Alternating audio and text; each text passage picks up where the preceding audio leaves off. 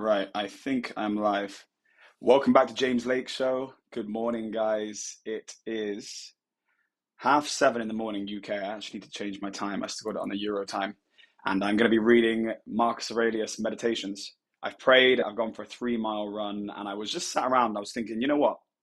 Well, actually, while I was on the run, I was thinking it's a super, super important book that I know a lot of you guys are going to get something from. Because, right, just make sure that's set up. Because before I was even before I had a faith or anything, before I even believed there was anything more to this, just the general message of this book makes trials and tribulations easier, especially for business people, because I think one of the hardest things in business is remaining positive. And when you restructure the way things, to look at the way things that Marcus Aurelius looks at it, you're going to see now. You know, meant to. Right, we got one person in here. Make sure you thumbs up the video. All right, guys, so if you don't know who Marcus Aurelius is, Marcus Aurelius was one of the last he's regarded as one of the last five great emperors of Rome. Now, for those who don't know much about Rome, at the time, I don't know if people thought the world was flat or not. Maybe they did, maybe they didn't. Maybe someone could drop down below whether they did, but essentially, Rome was the epicenter of the world, and there was no conceptualization of anything outside of Rome. So if you ruled Rome, you essentially ruled the world. And even if that wasn't the case, that was the perception. So if you were a Roman emperor, you could basically do whatever you wanted, whenever you wanted. Now, to people who are trying to chase things, that sounds like heaven, but I think that in actuality, like endless hedonism, endless pleasure chasing is hell. So you had Marcus Aurelius, along with other people, who practiced a form of, I don't know what you would call it. Would you call it mindset? It's not theism. It's just like it's like a coping mindset to restructure everything. And they call it stoicism. And the idea is to always remain like emotionally controlled, pragmatic, and doing the best in anyone's situation and not ever being out of control, basically. And I think one of the sayings, actually one of my favorite sayings I always think about, is the obstacle is the way. Now, the obstacle is the way. You've heard me say that in a couple of the episodes before, is just understanding that trials and tribulations make you better. So if there's things that are up in the way that are hard for you, then that is the way, because it's going to make you better. And if your future self looks back and thinks that that was good, then I think that is everything you need to know, you know? Like I said to you guys before, if you didn't go through trials and tribulations, if you met a version of yourself in a parallel universe who didn't go through any trials and tribulations, then you wouldn't be worth knowing. The reason why you're good to know, the reason why you're worth knowing is your battle scars, the things that made you better. All right, guys, let's just check everything is live. Oh, and guys, thank you very much for the 9,500 subscribers we have so far. Like, it's building every single day, so thanks a lot. I'm going to keep doing these lives daily, teaching you guys what I can teach you about my business, about how I built a 15 million pound business and the trials and tribulations of looking after 50 staff. Well, I think it's 48 staff, but I say 50. I should be technically correct. But yeah, as I build, and like I say, we do 15 million pound right now, but I'm going to go very, very far. I'm going to go to 1 billion, guys. So make sure you're following this stream, and I'm going to be showing my business diaries daily. Un momento, por favor, and we will get into reading this. So this basically is a book. Meditations is written by Marcus Aurelius, but it's his memoirs. So I believe this wasn't even discovered till way after he died. So he wrote this, I think, for his own personal use, or maybe it was to pass through generations. I don't know. Maybe people could put below, but he never intended it to be published. So this gives an insight to the mindset. It's not like a virtue book, because if that's correct, and it was never intended to be published, then this was maybe messages that he was teaching to his young. And I tell you what, or like maybe his generations after him, I tell you what, it's powerful stuff. Like, I listen to this. I listen to like his top 10 lessons quite regularly. I'll actually do a video on that and we'll review his top 10 lessons. But they're major. Like, if you're going through battle and like the world is up against you, you listen to his 10 lessons and you realize that no, this is meant to be the way. It's meant to be hard. It's meant to put me through hell. And by the end, when I'm victorious, this is what it's all going to be worth. Anyway, guys, let me just go open my window over there so I can get cold air and it's boiling. And then we're going to start reading this book.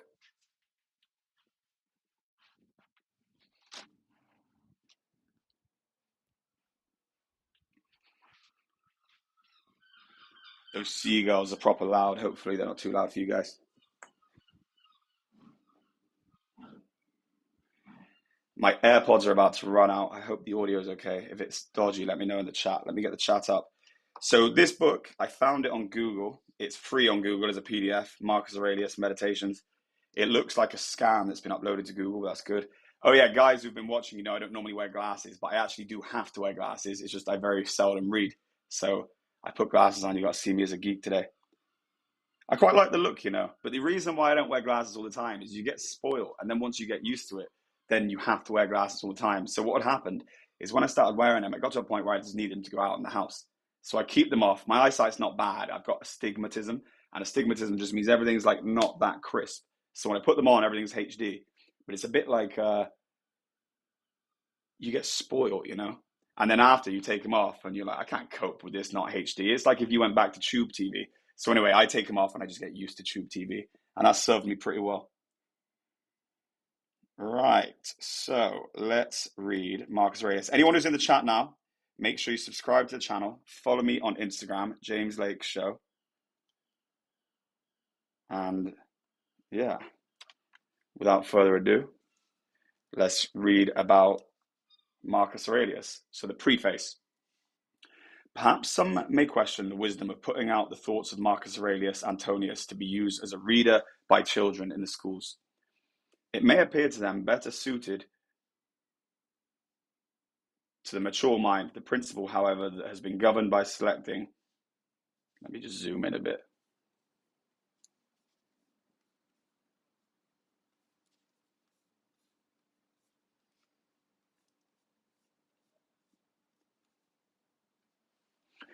Better suited in the mature mind. The principle, however, that has governed us in selecting reading for the younger has been the secure, the best we could find in all ages for grown-up people. The milk and water diet provided for my dear children is not especially complimentary to them. They like to be treated like little men and women, capable of appreciating a good thing. One finds in this royal philosopher a rare generosity, sweetness, and humility, qualities and alike suited to all ages. Adopting the philosopher's robe at 12, he remains a student all his life. The precepts that he would give for the government of others he has practiced upon himself.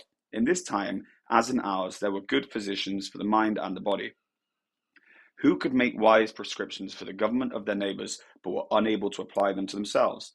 The fault of our fellows, so numerous and so easy to cure that one is readily tempted to become the physician, while our own faults are so few and so unimportant that it hardly worthwhile to give any attention to them.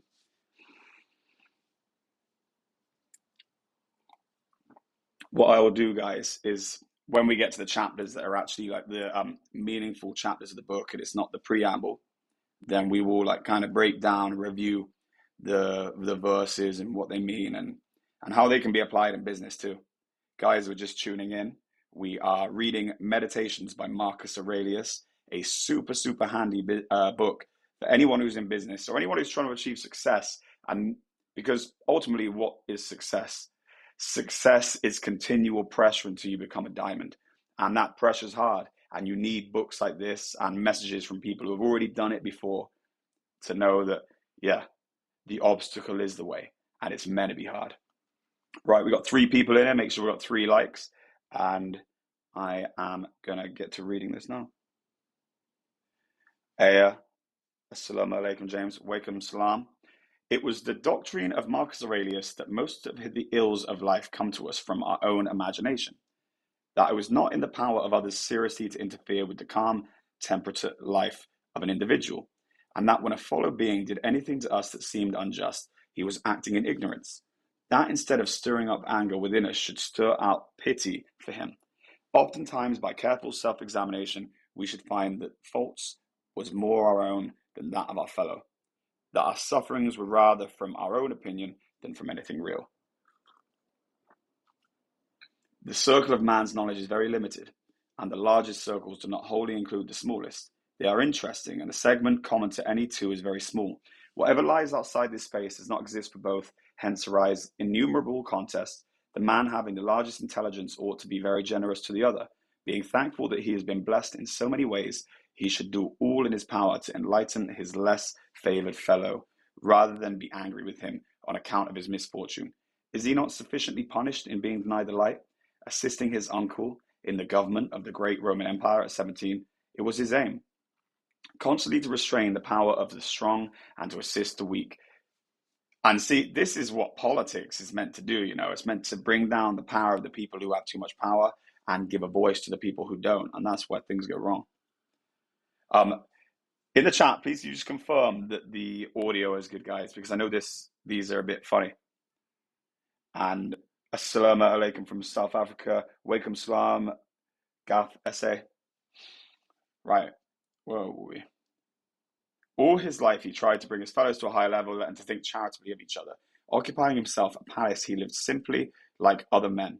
It was his great delight to retire to his country home and there dwelling among his books to meditate upon the great problems of life. He claimed that a man's life should be valued according to the value of the things to which he gave his attention. If his whole thought was given to clothing, feeding, and housing himself comfortably, he should be valued like other well-housed and well-fed animals. He would, however, derive the greatest pleasure and benefit in this life by acting in accordance with reason, which demands of every human being that his highest faculties should govern all the rest, and that each should see it to the way he treated his fellow kindly and generously, and that if he could not assist him to a higher level, he should at least not stand in the way. When he speaks of the shortness of time and the value of fame, riches, and power, for which men strive in this world, he speaks not from the standpoint of one who would wish to obtain these things, but as a Roman emperor enjoying the highest honors that man might expect to attain in this world. He certainly was in a position to speak intelligently concerning these matters, and his opinions ought to have had weight with the coming generations. Children may not prefer to read such thoughts. Perhaps the majority of children do not prefer the Bible to other books. Still, we all think it is well for them to be obliged to read it. Perhaps requiring the use of such literature in the schools might be as valuable as the adding, subtracting, multiplying, and dividing of interminable numbers, the memorizing of all the capes, bays, and rivers in the world, and the dates of all the battles that have occurred since the creation of man. We should strive to stimulate the thinking powers of children, leading them to form wise judgment concerning the important things of life without catering too much to their own wishes at an age when they cannot form an intelligent opinion of what is best for themselves. And see, that's interesting. Like Marcus Aurelius, as an emperor of Rome, is talking about empowering the youth, like helping them make decisions, gaining them wisdom. And that's basically the polar opposite of what's done today.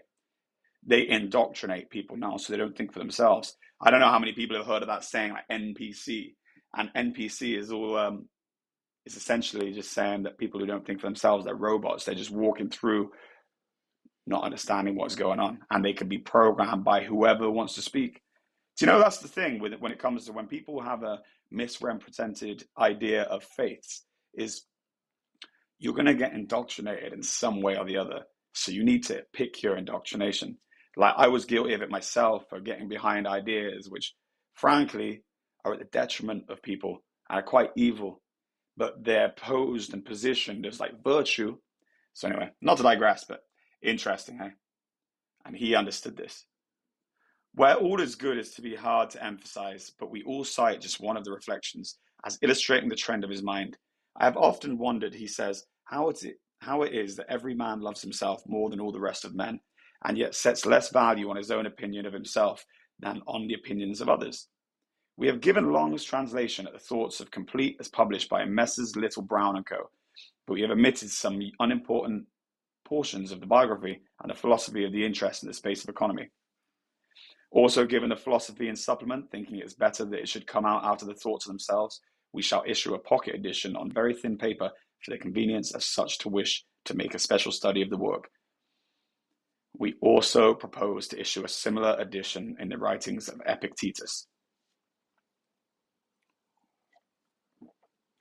So guys, I don't know if you guys know who Epictetus is. Epictetus is a very interesting guy because also from Roman times, he wasn't an emperor. He was on the bottom end of the economic scale. I think he was a poor slave. And he also talked about like finding meaningful life and happiness within being righteous. And essentially, very similar. And I've listened to a lot of like passages from both of their memoirs. They they both share the same thing. Like they share a very similar perspective.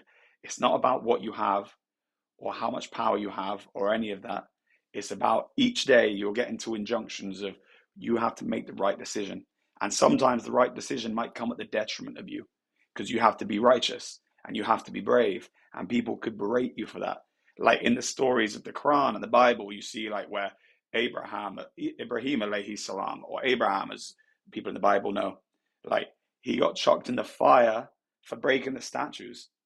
And again, and this is what Marcus Aurelius says. He says, you can do anything in this life, but you have to do the right thing because hell on earth exists in you not being righteous because it's you who has to sleep at night. It's you who has to go to bed knowing you did the right thing.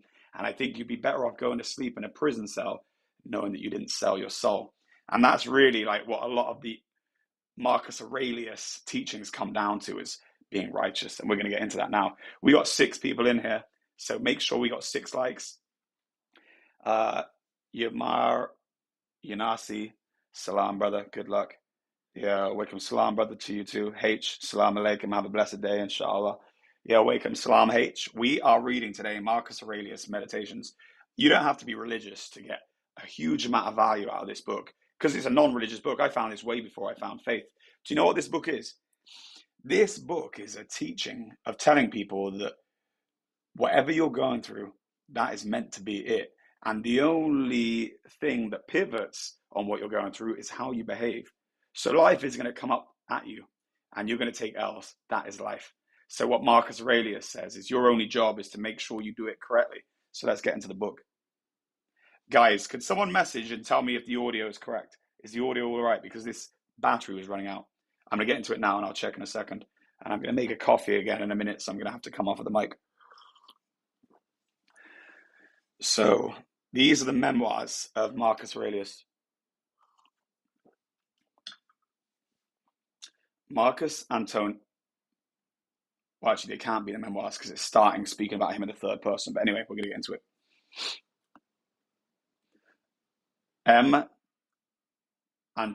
Marcus Antonius was, I don't know how to say it, Marcus Antoninus, the son of Annius Versus and Domitia Calvilla, was born in Rome AD. The emperor to Antonius Pius married Faustina, the sister of Annius Verus, and was consequently the uncle of M. Antonius. When Hadrian adopted Antonius Pius, they declared him his successor in the empire. Antonius Pius adopted both L. Sionius Commodus and M. Antonius, generally called Marcus Aurelius. The youth was most carefully brought up. He thanks God that he has good grandfathers and good grandparents. Good parents, a good sister, good teachers, and good associates, good kinsmen and good friends, nearly everything good.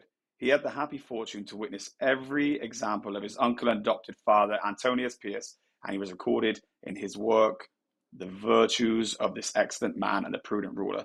Like many young Romans, he tried his hand at poetry and studied rhetoric. There are letters extant showing his great affection of the pupil for the master and the master's great hopes of his industrious pupil. When he was 11 years old, he assumed the dress of philosophers, something plain and coarse, became a hard student, and lived a most laborious, abstemious life, even so far as to injure his health. He abandoned poetry and rhetoric for philosophy, and attached himself to the sect of the Stoics. But he did not neglect the study of law, which was a useful preparation for the high place which he designed to fill. He must suppose that he learned the Roman discipline of arms, which was a necessary part of the education of a man who afterwards led his troops to battle against a warlike race. Antonius has regarded in his first book the names of his teachers and the obligations which he owed to each of them. The way which he speaks of what he learned from them might seem to savor of vanity or self-praise. If we look carelessly at the way which he expressed himself, but if anyone draws this conclusion, he will be mistaken. Antonius means to commemorate the merits of his several teachers, what they taught, and what people might learn from them. Besides this book, like the 11 other books, was for his own use.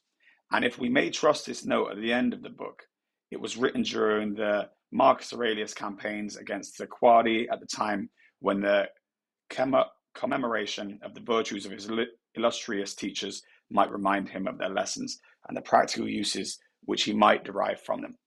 Guys, I haven't read anything with like words like this in so long, probably like 20 years. So you'll have to excuse me for um, messing up, but it's going to get better as we go on. Yeah, well, he actually becomes an emperor, I believe, H. He's one of the last great emperors. This is one of the last five great emperors, and essentially what he had, hopefully you guys can hear me. I'm just going to go boil the kettle. But essentially what you had with him is back in the days of Rome, they had no conceptualization of the greater world. So if you ran Rome, you essentially ran the world. So where he was running the world, he could do anything he wanted, anytime he wanted. Now, for those who know about Rome, you will know that they were like famously hedonistic. So hedonistically, in fact, that they would like feed themselves and eat and gorge and then make themselves sick and then do the same thing again. And then just like get with loads of prostitutes and just drink all day. And this is what they did. They were just like hedonists because they had the world at their feet. They had an unchallenged empire. And you know, when you've got good times, it creates soft men. But Marcus Aurelius realized that. And he realized that there was virtue in abstaining from these things. And actually, that's what faith teaches you guys. So, yeah, super interesting. Let me just make my coffee.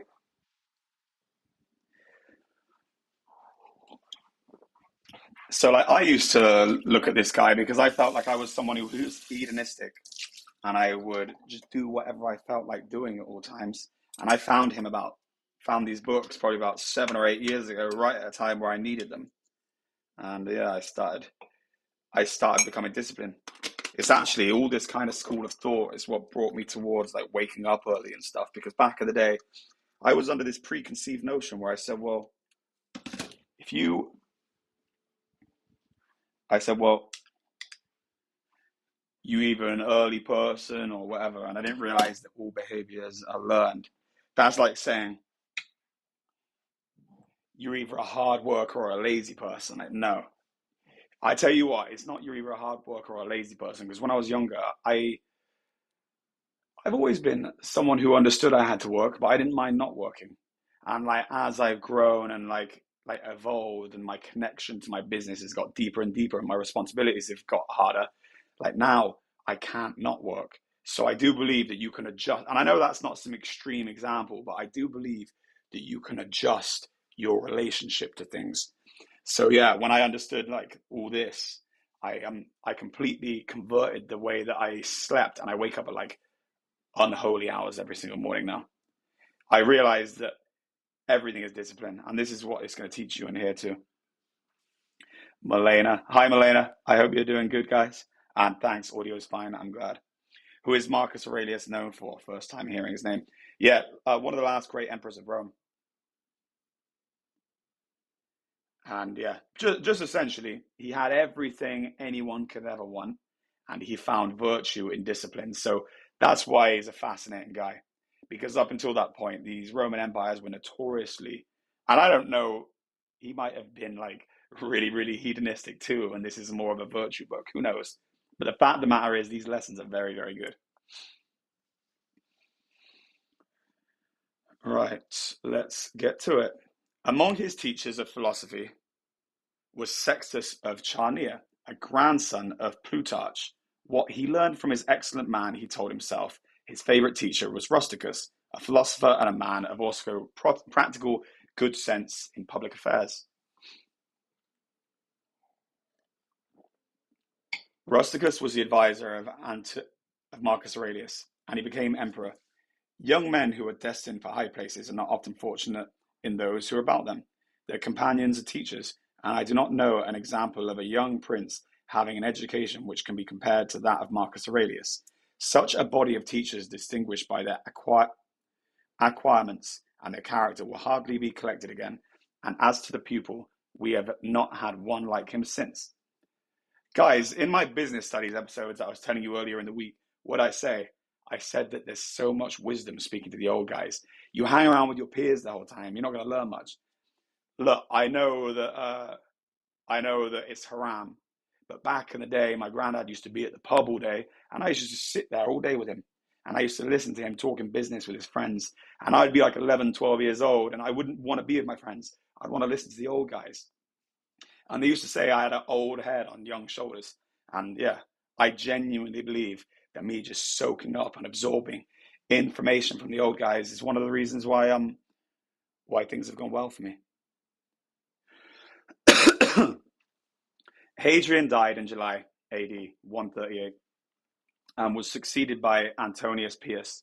Marcus Aurelius married Faustina, his cousin, the daughter of Pius, probably about AD 146, for he had a daughter born in AD 147.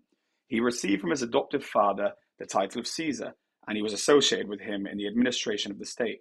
The father and the adopted son lived together in perfect friendship and confidence. Antonius was a dutiful son, and the Emperor Pius loved and esteemed him. Antonius Pius died AD 161. The Senate, it is said, urged Marcus Aurelius to take the sole administration of the empire, but he associated himself with the other adopted son of Pius, L. Cionius Commodus, who is generally called L. Verus. Thus Rome for the first time had two emperors. Verus was an indolent man of pleasure and unworthy of his station, and Antonius Marcus Aurelius, however, bore with him, and it is said that Verus had sense enough to pay to his colleague the respect due to his character. A virtuous emperor and a loose partner lived together in peace, and their alliance was strengthened by Antonius giving to Verus for wife his daughter Lucilla. The reign of Marcus Aurelius was first troubled by Parthian War, in which Verus was sent to command, but he did nothing, and the success was obtained by the Romans in Armenia, and on the Euphrates and Tigris was due to the generals. This Parthian War ended in AD 165. Aurelius and the Verus had a triumph AD 166 for the victories in the east. A pestilence followed which carried off great numbers in Rome and Italy and spread to the west of Europe. The north of Italy was also threatened by the rude people beyond the Alps from the borders of Gallia of the eastern side of the Hadriatic. These barbarians attempted to break into Italy as the Germanic nations had attempted near 300 years before, and the rest of the life of Marcus Aurelius and some intervals was employed in driving back the invaders. In AD 169, Verus suddenly died, and Marcus Aurelius administered the state alone. Okay, so that's how he became. So his partner died. And interesting, you see, they say that he wasn't even worthy of it, but he still was diplomatic, and he offered his daughter as like uniting the families. And I think that just goes to show, because you have a lot of people, like especially like think of people who you know running businesses, where like if someone's not pulling their weight, they're quick, they want to push this person out, they want to do this, and this guy is saying, and further to what they said in the preamble as well, is everyone has their value, and for you just to say you're smart and they're dumb is to be obnoxious about the value that they add. And there's probably deeper value that Marcus Aurelius understood about his partner, so they didn't bicker, and he kept it diplomatic. I think there's something in there. I think everyone could learn from this. Guys, again, not being emotional. Let's see what's going on. Thank you. I'm good. I hope you're doing well, Milena. Yeah, I hope you're doing good too. DZMO, salam alaikum, my brother James. Welcome, salam, brother. I hope you're good. Embracing wisdom can lead to a more fulfilling and enriched life experience. 100%. DZMO. I can't read what you're saying in French. I think you're saying no comprehendi. Yeah. It would be nice to put the translation in French, my brother. I don't know how to do the French translation, bro. Right. During the German wars, Marcus Aurelius resided for 3 years on the Danube of the Carnuntum. The Marcomanni were driven out of Parmenia and almost destroyed in the retreat across the Danube. Right, I'm just going to get some Vaseline for my lips, guys. My lips are getting chapped.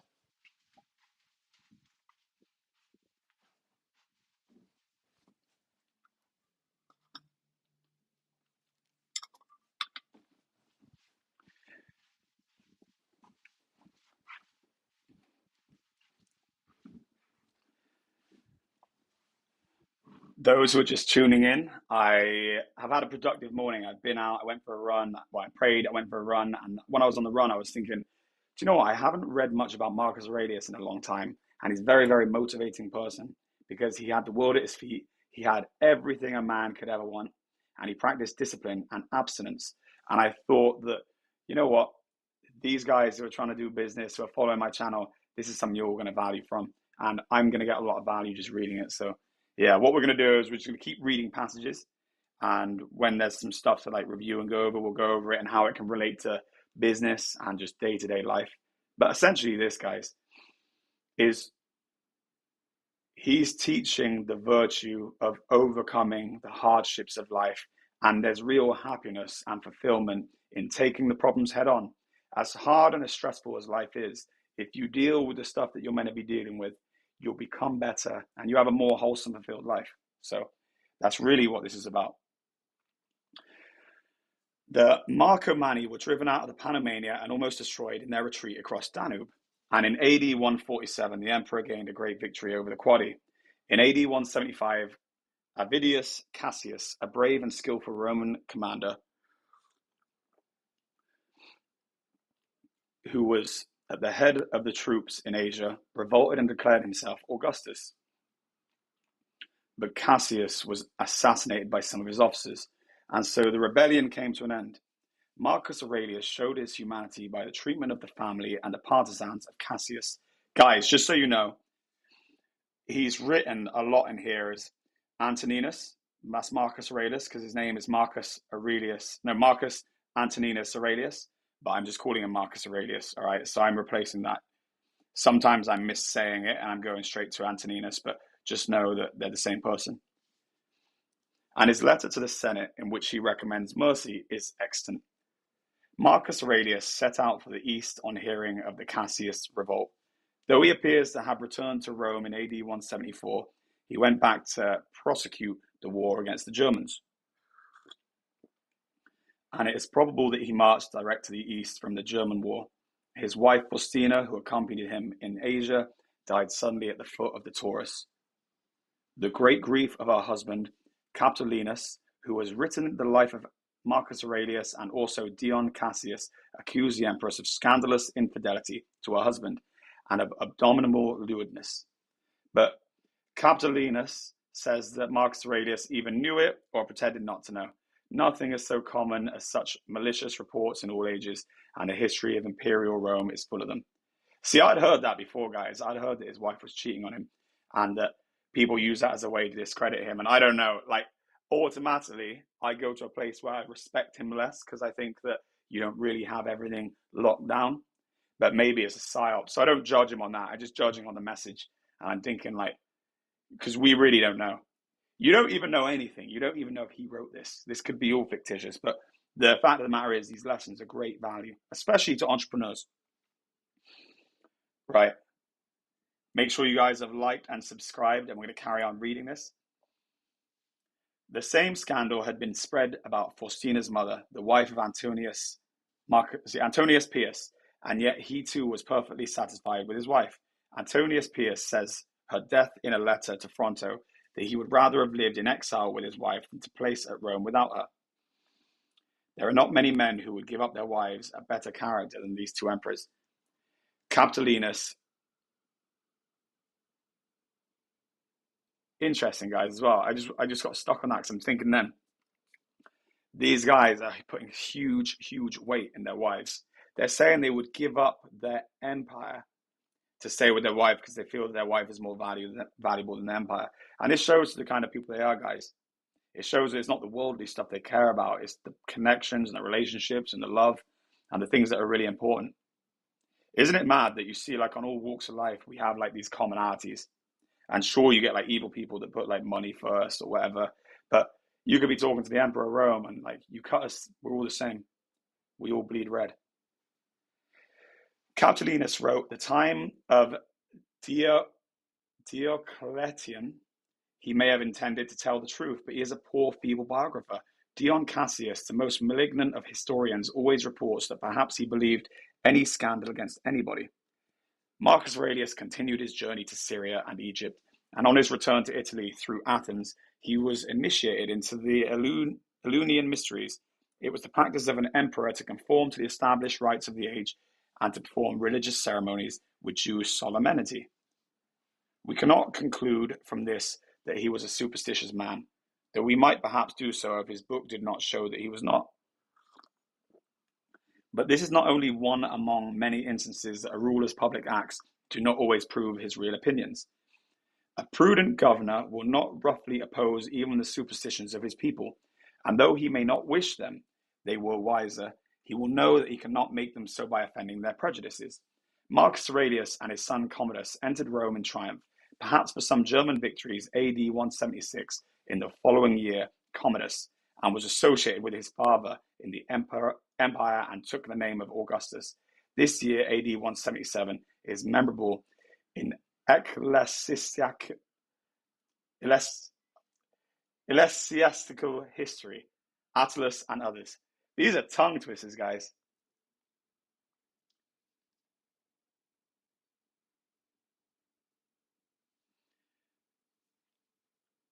Attalus and others were put to death and lion for their adherence to the Christian religion. The evidence of the persecution is a letter preserved by Eusebius. It contains a very particular description of the tortures inflicted on the Christians in Gallia, and it states that while the persecution was going on, Attalus, a Christian and a Roman citizen, was loudly demanded by the populace and brought into the amphitheatre, but the governor ordered him to be reserved with the rest who were in prison until we had received instructions from the emperor. Many had tortured before the governor thought of applying to Antonimus the imperial restrict. Guys, you know how crazy, and you actually need to have energy when you go into this. Like, as I start to get a little bit tired when I'm reading it, I'm gonna mess it up. So I need to get my head in the game here. We've got 6 people. Make sure we've got 6 likes. Guys who are just tuning in, I'm reading Marcus Aurelius Meditations. The reason it's a super valuable book is it's basically teaching people that there's going to be trials and tribulations, and that's a given. Like, life is going to be hard. The only non-given is how you approach those. So it's teaching you to have candor and patience and pragmatism. And you know what? Trying to find meaningful and happiness in the darkest of days.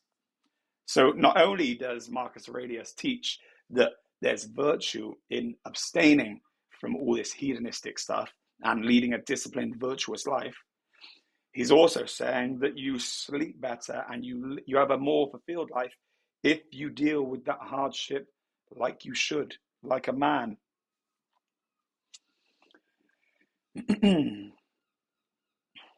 On this, the work began again. The Christians who were Roman citizens were beheaded, and the rest were exposed to wild beasts in the amphitheatre. The war on the northern frontier appears to have been uninterrupted during the visit to Marcus Aurelius to the east, and on his return, the emperor left Rome to oppose the barbarians. The Germanic people were defeated in a great battle. During the campaign, the emperor was seized with some contagious malady, of which he died in the camp, AD 180. In the 59th year of his age, his son Commodus was with him. The body, or the ashes probably, of the emperor were carried to Rome, and he received the honor of deification. Those who could afford it, deification. Those who could afford it had his statue or bust. And when Capitolinus wrote, many people still had statues of Marcus Aurelius among dia penats, or household deities. He was in a manner made a saint. Commodus erected of the memory of his father an Antonine column, which is now in the Piazza Colonna at Rome. The bassi relievi, which are placed in the spiral line around the shaft, commemorate the victories of Marcus Aurelius over the Macromani and the Quadi. And shut. The headphones have just gone off. 1 second. Right. Can you hear me, guys? Let me know if you can hear me. How far are we in?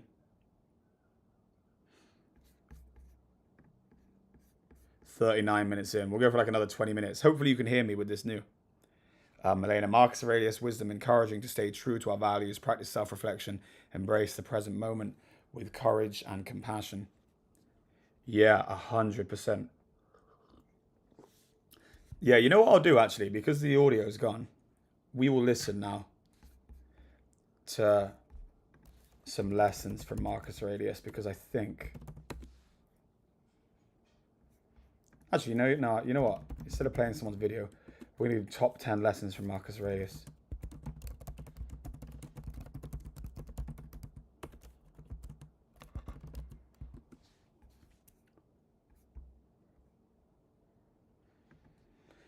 Right, okay, so we're on the Daily Stoic. I've actually watched a lot of this guy's YouTube videos. Very, very good. You should check him out. Good guy. This is how I started listening to this guy, the Daily Stoic. I'm assuming it's the same guy because it said the same thing. But I would play it and I just go to sleep listening to the stuff because before I was religious, this was kind of like somewhat of a religion to me, like viewing everything like a war and viewing the trials and tribulations that like life gives you as like the scars and the battle scars that you take. You know what I mean?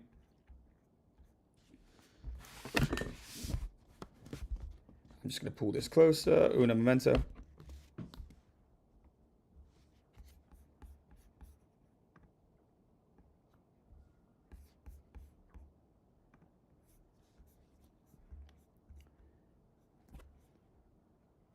Right, the 16 greatest lessons from 16 years of Marcus Aurelius.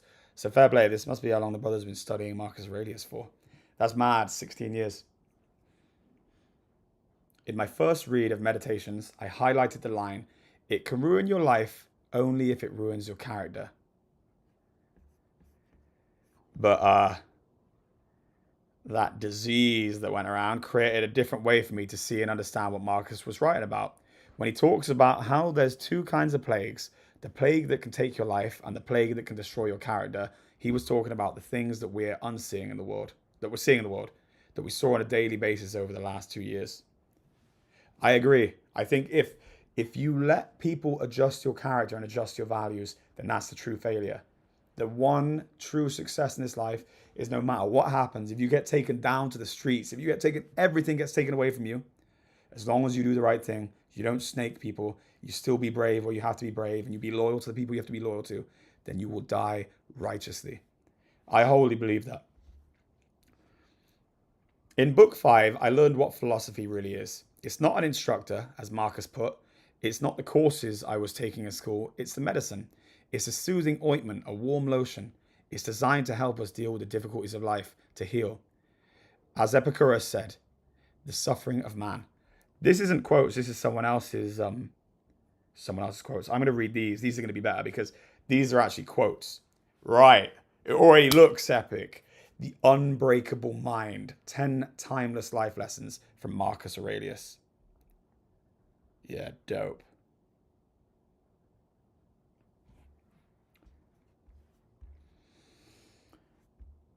Sick. So you can see the points already, right? Table of contents. Control your perception. See, we're going to get into it in a second, but a lot of what Marcus Aurelius is teaching is it's only a problem if you perceive it to be a problem. How many times have you let worries ruin your day when those worries didn't even come to fruition?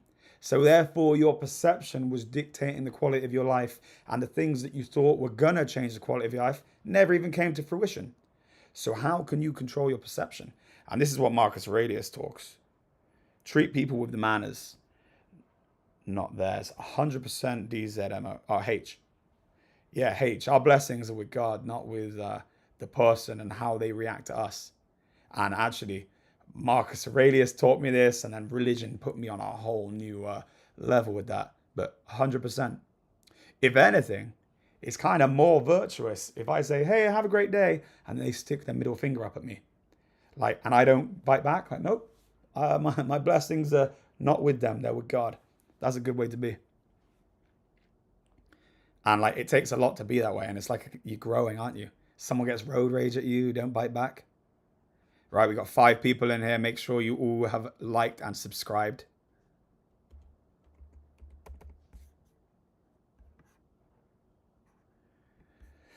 Right. So accept what you cannot change. Focus on the present moment. Cultivate humility and empathy. Practice gratitude.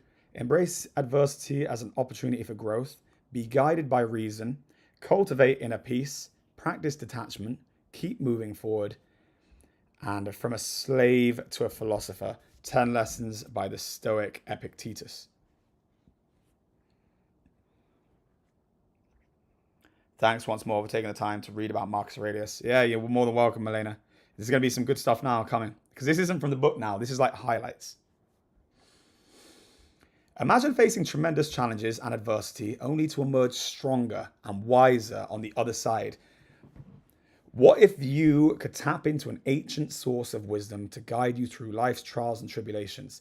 Today, we're going to explore the teachings of a great Roman emperor and philosopher, Marcus Aurelius, and discover how his timeless wisdom can help us build resilience and inner strength in the face of adversity.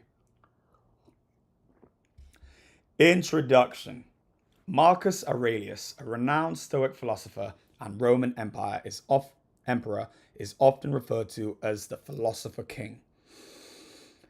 Despite one of the most powerful men in the world during his time, he faced numerous struggles and hardships, from political upheaval to personal loss. Amidst these challenges, he penned his deeply introspective and insightful book, Meditations, as a means for self-improvement and reflection.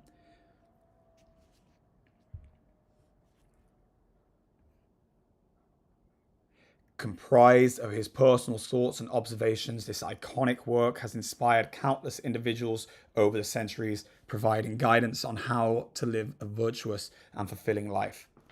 In today's fast-paced and often uncertain world, resilience and inner strength are qualities that have become more important than ever before. We're constantly bombarded by change, whether it's in our careers, relationships, or personal lives. But what if we could learn to navigate these changes and grace with wisdom, transforming adversity into an opportunity for growth and self-discovery? 100% Muhammad Qasim. Yeah, 100%. Those who want respect, give respect. I saw that quote on Sopranos and I've used it like a million times since.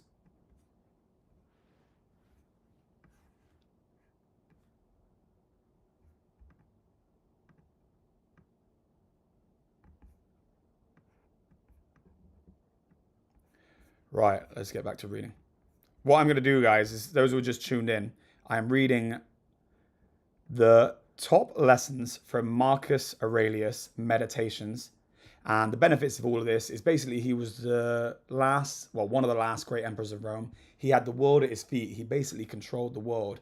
And instead of just doing anything he wanted, like a lot of the Roman emperors did, he found purpose and meaning in abstaining from things and having high discipline and understanding that the true meaning and happiness in life came from doing the right thing and not from enjoying this endless pleasure.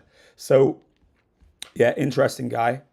Understood that it would be better to be broke and dead than to have done the wrong thing. And I think that there's huge virtue in living the way that Marcus Aurelius lived. And like I said to you guys, before I found faith, I was reading a lot of Marcus Aurelius. And I'm actually going back to it now because I think that obviously I have a lot of people from different religions looking at my channel. And I have a lot of people who want to understand business looking at my channel. And I think you don't have to be of any particular religion to get a lot from the teachings of Marcus Aurelius. Yeah. To understand that the obstacle is the way and trials and tribulations we should be thanking God for. I like the Roman version of the names, like Marcus instead of Mark. Yeah, it's cool, isn't it? Marcus Aurelius, a powerful name. What's going on? This is where Marcus Aurelius Meditations comes into play. As a Stoic, Marcus Aurelius believed in the importance of cultivating inner virtues and practicing self-mastery. He believed that by focusing on the things we control, our thoughts, emotions, and actions, he can overcome external circumstance and maintain a sense of balance and equanimity. In essence, Stoicism teaches us to be the architects of our own happiness and well-being, regardless of the challenges we face. Basically saying that the happiness and contentment is inside our heads, and you need to master your head. It's top-down control, guys. If you master your head, everything else works. It doesn't matter what's going on. It will work. As we journey through these 10 lessons, we'll explore the importance of controlling our thoughts and perceptions, accepting what we cannot change, focusing on the present moment, cultivating humility and empathy, and much more. Each of these lessons is grounded in the Stoic principles that Marcus Aurelius espoused and practiced throughout his life, offering a roadmap for navigating life's challenges with resilience, wisdom, and inner strength. Whether you're facing personal struggles, professional setbacks, or simply looking for guidance on how to lead a more balanced and fulfilling life, the teachings of Marcus Aurelius can serve as a powerful source of inspiration and wisdom. So let's embark on this journey together and discover how the ancient philosophy of Stoicism can help us rebuild resilience, inner strength in the face of adversity, paving the way for a more meaningful and contented life. Lesson 1. Control your perception. Everything we hear is an opinion, not a fact. Everything we see is a perspective, not the truth. Our perspective of the world around us shapes our reality. It influences how we react to situations, how we interact with others, and ultimately how we feel about ourselves. Marcus Aurelius' quote serves as a powerful reminder that we need to be mindful of our thoughts and perceptions. By recognizing that our interpretations of events are not absolute truths, but rather subjective perspectives, we can start to take control of our emotional response and thought patterns, leading to greater resilience and inner strength. Controlling our thoughts and perceptions began with self-awareness. It's essential to monitor our thoughts and identify when we may be engaging in negative or unhelpful thinking patterns. Once we become aware of these patterns, we can actively work to replace them with more constructive, rational perspectives. I'll just use an example on that, guys. Like, take for example this, you've got £100 in £20 notes in your pocket and you're walking down the street and 20 or 40 pounds flies out your pocket and blows away. The person, two people, two perspectives. One could be like, I've lost £40, I needed that money. And another perspective, and they could both need the money just the same. The other person says, well, okay, that's not ideal, but at least I have £60 because it could have lost it all. So thank God I still got the 60. And that person who thanks God he still has a 60 is genuinely happy that he didn't lose the full. And the other person's sad. So they're the same person, but they're just viewing it differently. So a lot of how you're going to enjoy your life is going to be how you view everything. So if you can be endlessly positive and thank God for every hardship you get, there you go. Finally, surrounding yourself with positive influences can help you control the perception. Seek out friends, mentors, or role models who embody the values and attitudes you want to cultivate within yourself. Engaging in uplifting conversations and activities can help reinforce a more optimistic and constructive mindset. Facts, guys. Cut out negative people. Do you know how hard it is in this tough life where we are constantly going through hell to not have people who just say, yeah, I'm having a great day, life's good? Because we're all struggling. It's all a fight. Like, obviously, sometimes people need to speak to you and you need to help them. But if you've got someone who every single day is not having a good day, when you literally feel the same, but you're not voicing it and putting it on them, guys, tell them, say, yo, you need to be more positive. But in the end, you need to step back. Because in the end, it's going to take away from you. Like, it is very hard to put good energy into this universe. And like, if you're someone who's able to be endlessly positive, you literally have a superpower. And if you have a superpower and someone's trying to put negativity on you, feel bad, they feel sorry for themselves, when no matter what happens to you, people could die around you and you say, nope, it is what it is, life's good, and I'll see them soon up there. Like, if people are the opposite of you and they're just trying to make you feel guilty and put it on you, God, that will make it hard for you to achieve what you need to achieve. So you need to take a cognizant effort to protect your energy. Super, super important. Because even we're told, like, by God, and you're told that in all faiths, like, thank God for what you have. So, but no one should be negative. Like, religious should not be negative. So if someone's constantly putting negativity on you, then they're really bad for you. Right. This is the link. Thank you very much, H. Right. In summary, controlling our perceptions is a crucial step in building resilience and inner strength. By practicing self-awareness, mindfulness, cognitive restructuring, and surrounding ourselves with positive influences, we can train our minds to see the world through a more balanced and constructive lens. This shift in perspective can empower us to overcome adversity, face life's challenges with greater confidence and composure. Remember, Marcus Aurelius wisely stated, our perceptions are not absolute truths, and we have the power to shape them to our advantage. Yeah, guys, I'll give you an example of how I shaped perceptions to my advantage in the summer, right? So I went to the biometrics center in Holland where I was becoming a citizen. I was getting my citizen card. Anyway, I'm there and they're going through my passport, and I'd been to Tanzania to do Kilimanjaro like 3 or 4 years ago. Anyway, I got a Tanzanian visa, and I guess where Tanzania put visas in, they can not look as professional as, say, a European visa or whatever. Anyway, where the woman's going through my passport, she sees the Tanzanian visa. She must be new. She thinks it's fake. She calls the police, doesn't even tell me. She's like, where'd you get this visa? I was like, oh, I got it from Tanzania. I got it at the airport. She's like, really? Did you pay for it? Do you give them cash? I was like, I don't know. I don't remember. I was like, got it at the airport. She's like, in the airport specifically? I was like, I don't know. And I just went back to my phone, not thinking anything of it. Just like, I don't know, deal with it. I'm not a passport expert.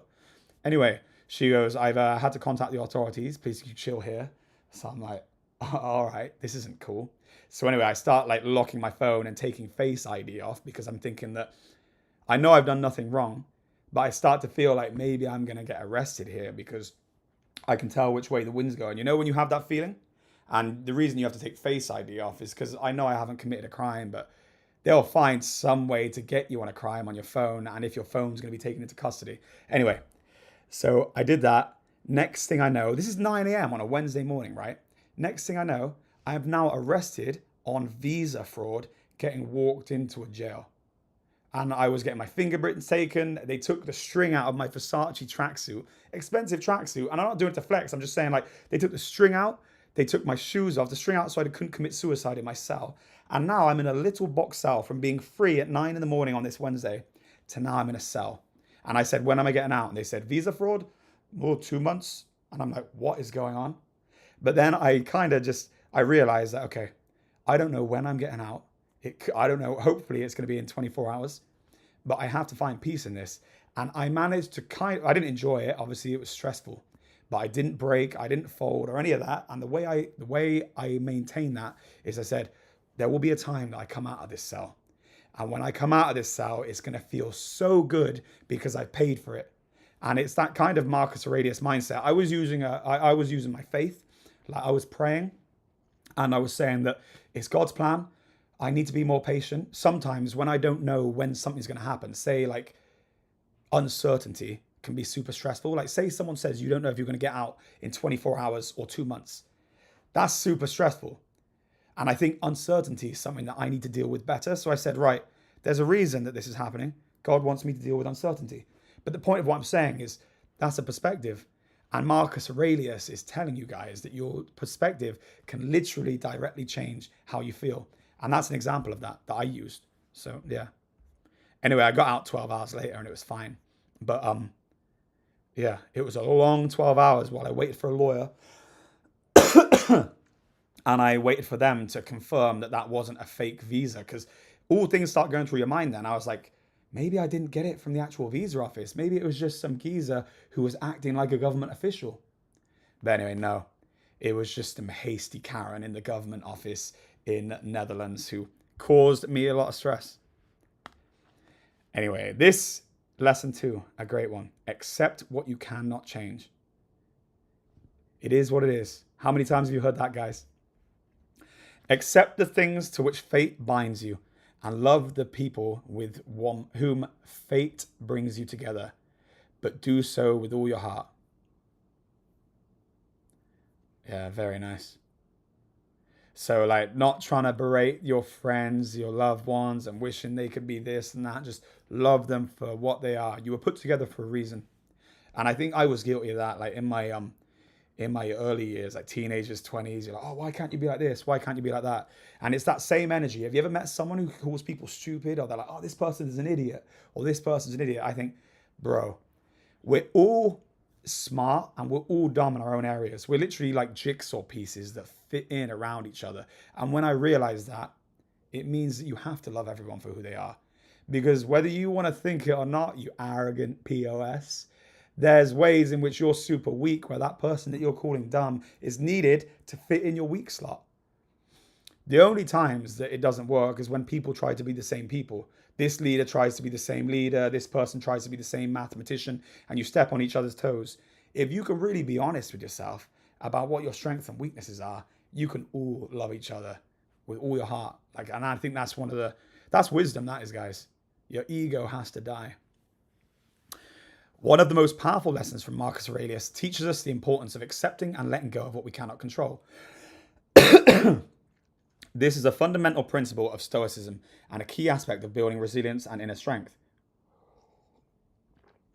When we learn to embrace the unpredictability of life and accept circumstances beyond our control, we can focus our energy on what truly matters, our thoughts, emotions, and actions. Acceptance allows us to make peace with the present moment and find contentment despite life's inevitable ups and downs. By letting go of our needs for control, we free ourselves from the burden of worry, anxiety, and frustration, making it easier to navigate challenging situations with grace and wisdom. To adopt this mindset, start by recognizing the aspects of your life that are beyond your control. Make a list of situations, events, or circumstances that you have no power over, and practice accepting them as they are. The exercise of this can help you become more aware of the difference between what you can and cannot control, allowing you to let go of any unproductive attempts to change what is out of your hands. Guys, I've found tons of peace in this, so I'll tell you where I use this. Is if I'm working to try and make sure my business succeeds, if I've done everything within my control to make sure it works and it doesn't work, obviously I'm not going to be happy about it, but I will have peace. I'm not going to be looking back on what could have been, because I know that if I know truly I gave everything to it that I possibly could have, that's that. So where I talked in previous episodes, guys, I said that you need to go to sleep knowing that you gave 100% of yourself to each day, full every piece of your potential. Do you know if you fail terribly and you smash your face on the first step and you don't make it, that there will be pride knowing you gave it 100%. I think that like the worst kind of failure is when you know you could have done it. You know you could have done more. And then you can look back with regret, because God gave you the tools to make it work, but you didn't make it work. You decided to go out drinking. You decided to go and spend your time with women or do whatever it is you're doing. You know what I mean? Meditation can be a valuable tool for promoting acceptance. By setting aside time each day to quiet your mind and observe your thoughts and emotions, you can develop a greater understanding of your reactions to life challenges. The increased self-awareness can make it easier to recognize when you are struggling to accept what you cannot change, and to help you shift towards a more accepting mindset. Definitely, guys. Do you know how important it is to sit in silence on your own and try and understand your thoughts, what's pushing you, and to be really, really honest with yourself? Very hard, that is. Be honest with what really scares you, your insecurities, where you're weak, where you need to improve, where maybe you pretend you're something but you're not. You might pretend you're confident but you're not, and you have work to do. But the work would involve you making yourself vulnerable. And unless you meditate, and this is where people lack self-awareness, unless you meditate, are you really, really dialing down like to eradicate those insecurities, to become truly self-accepting? Most people aren't. Most people are blindly egotistical, and they're happy putting up all these defenses to try and ensure that the real them underneath all this like mask facade doesn't get exposed. Guys, truly, most people are deeply, deeply insecure because they don't sit down to understand their own head. When you go down and you start to carve your own head and strengthen your head out by understanding what pulls you, what doesn't, where your weaknesses, where your strengths are, you'll work on them. You'll come away way more self-aware. And then when you go out into the world, not from an arrogant way, you start to spot all the insecurity in everyone else, even from slight ways where you have conversation where I say, oh, I'm doing this. And then they have to jump in, chime in. Oh, that person, you spot it all. And then you realize how unaware everyone is. And where you and this is why it's so beautiful, guys, is because if you can get self-aware, it doesn't matter how tall you are, how fat you are, if you have hair, if you have a six-pack or whatever, because you go out into the world seeing everything and you realize that the people who you thought that were the best of this life are often the worst of it, and they're the most insecure. So the reason why I can have such confidence is not because I think I'm great. I just realize how deeply flawed we all are. So self-exploration is gonna be so important, because obviously meditation is different to prayer. Because prayer, we're talking and we're committing our head to praying. Meditation, you're going into self-discovery. So yeah, you need to make sure you meditate, guys. I spend hours doing it. Sometimes with music with no words, just light music in the background, and I can go to like deep places. You wouldn't believe how deep the places I go to are. Anyway, and I speak to myself from a higher space, and I give myself the harshest criticism. Like if I know I pussied out in a certain situation, I will call it to myself. And I will say, like, you really went weak there, pathetic. I don't try to give myself any cover, and it makes you better for it. You need to be your harshest critic. In conclusion, learning to accept what we cannot change is a critical aspect of building resilience and inner strength. By practicing awareness and non-attachment and meditation, we can develop a more balanced and accepting perspective of life. Embracing this mindset not only enables us to face adversity with grace and wisdom, but also allows us to appreciate the beauty and righteousness of life. As Marcus Aurelius so eloquently expressed in his quote, "Accept the things to which fate binds you, and love the people with whom fate brings you together, but do so with all your heart." So again, he's saying love the people who fate brings you together. So that could even be enemies. If someone came, I had that guy who stole $250,000 off of me 4 years ago. I swear to God, wallahi, I do not hate him. It's cool. Like, he made me. I became the toughest version of myself after that, because he took away my means to be able to pay 30 of my staff, and I still had to find a way to survive. So yeah, stress was crazy. And it was literally physical stress at that point, because my stomach was knotting and I could barely even sleep or function. But I got through it, and now I could do it again, and I would be better doing it again. How many of you guys have done a marathon or a half marathon, and you had to train loads to get to the half marathon point, but you could go out and do a half marathon today because you mentally know what's required? That is life, guys. That is stress, and that is business. And that's what Marcus Aurelius knows. Right. I enjoy a sound bath through meditation. Yeah, I would love to go in a sound bath. Apparently, they're crazy. Like, the visuals you get are just wild. Since you're interested in Roman Empire, I think you will definitely enjoy the story of 7 Sleepers. I will check that out, H. Thank you. Milena, I agree. It is believed that our thoughts shape our reality. It's important to avoid negative influences and stay positive even during tough times. Yeah, 100%. Do you know, Milena, like, back when I first started my business, all I said is I'm going to make a million, make a million, make a million. And then by year 3, I made 1,001,000, but it never increased over 1 million. It's because I never was saying those words and putting it out there. Like, even that's like a dua, that's a prayer where I'm saying that. And now all I do is I say, it's like affirmations. I just constantly say where I'm going. £1 billion company, 1,000 staff. This is what's going to happen. It's £15 million now. I tell you what, guys, when I changed my perspective and I changed and adjusted the words and the thoughts I had, I watched business fly through the roof.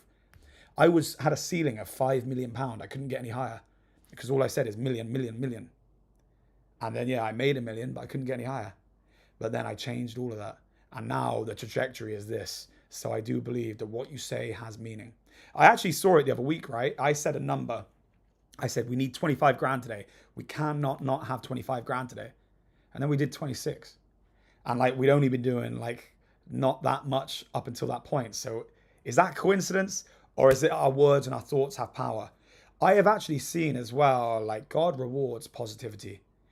Because the thing is, that negative mindset is what's going to make you quit. So if you can constantly be positive, despite all these external factors making you quit, oh yeah, God rewards that stuff crazy. Right, guys, I am going to check out now. It has been a good live. I'm going to do more of these, so make sure you subscribe and thumbs up the video. I am going to come back and I'm going to do more. I'm going to do another live tomorrow, but my live tomorrow at 10 a.m. is going to be from my UK warehouse, and it's going to be a business live. I think it's going to be my biggest live yet, so make sure you stay tuned, and we're going to get into business fundamentals. And I'll get into how I got robbed, and I will get into some of the crazy stories I've got in business. So yeah, it's going to be a great episode. Stay tuned. I hope you guys are enjoying the stream and the brand new setup. I look forward to seeing you guys tomorrow. Over and out.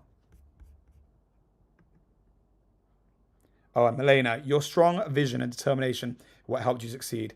Many people lack those qualities. Yeah, I'm very blessed. My dad was crazy, crazy confident, very, very strong, very focused, and I got that from him. That's what you all need to have. Allah says, I am as my servant thinks of me. Always assume the best of him. Definitely.